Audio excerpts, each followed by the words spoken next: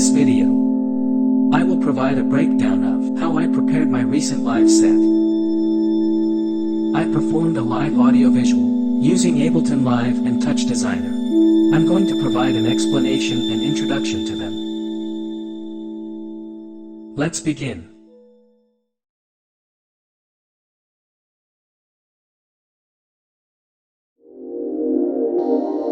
I used a Eurorack modular system as the main synthesizer for my performance. The Arturia BeatStep Pro creates sequences and sends signals into the Eurorack. Pitch CV output to the oscillator module's volt per octave input.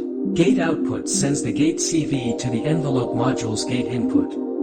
And it's connected to the live via USB for the sync. And let's see how my modular patch functions. It's my Eurorack modular grid.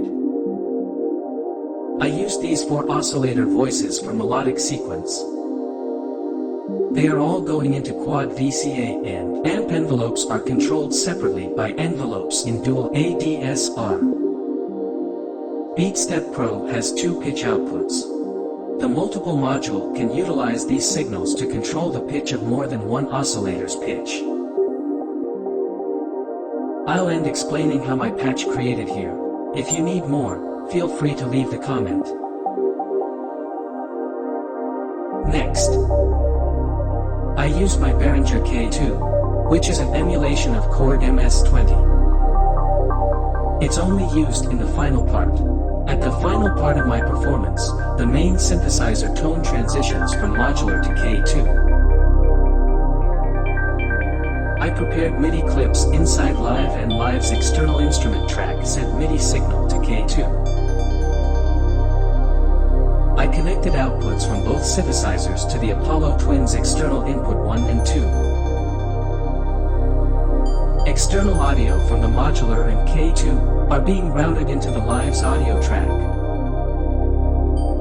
And I processed them with various effects in Live. It's everything for the synthesizer section. Let's get into the drums.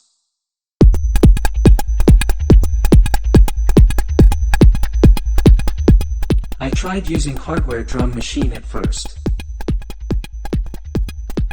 But I decided to create all the drums in the box instead of using a hardware drum machine. Because I didn't have enough experience with the hardware drum machine. It was hard for me to create nice drum tones, live arrangements, and adjustments of various ear parameters. So I chose way more comfortable. I created a subtle simple drum track including Gem is an FM synthesizer from the first FM's Max for live rhythm machine, Opal. I usually use it for creating bass drums.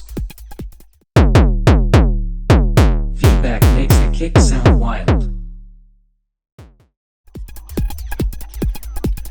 And I used Live stock FM synth operator for synthesize hi-hat. I created an FM hat that including user waveform as operator to add some additional metallic tone. Modulating the time of the operator is a nice way to control the decay of the hat. And last,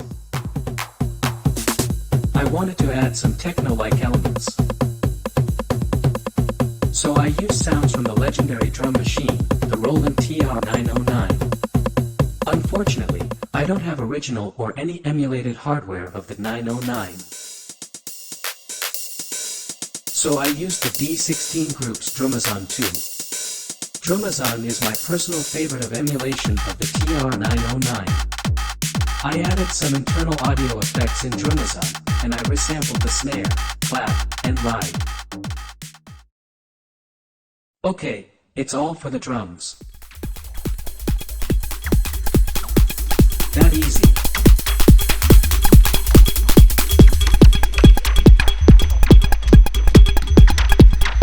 Actually, I'm not very good at DJing, but I wanted to try a live audio visual in front of an audience.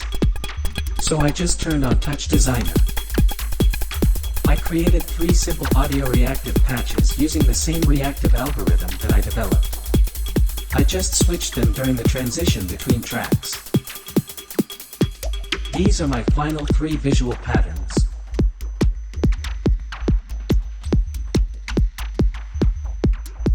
Nothing too complex. Next.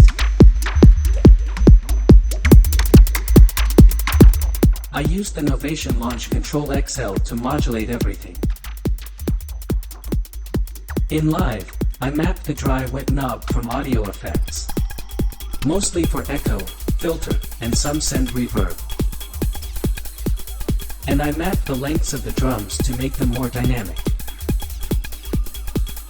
Inside Touch Designer, I mapped the faders on the controller to control the size of objects, their color, and the bloom effect in the visuals.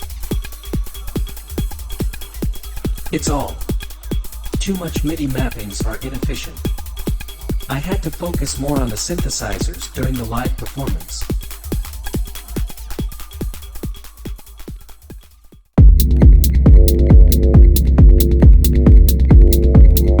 Live sends the clock signal to the BeatStep Pro for sequencing the modular and the K2 via USB.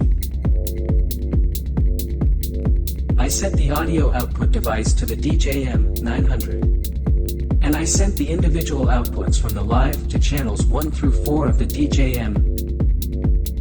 So I was able to adjust the gain and EQ of each track during the set. And I have used the Beat FX from DJM few times.